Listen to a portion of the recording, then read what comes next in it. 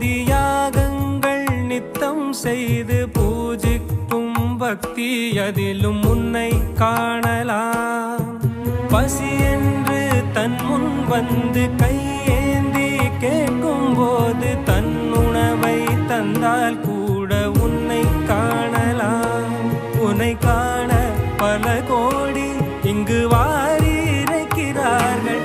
எளிதாக உன்னை சேர இங்கு யாரு நினைக்கிறார்கள்.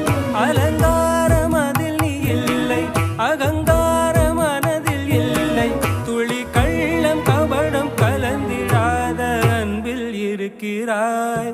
உணர்ந்தேன் உனையே உனையே மறந்தேன்.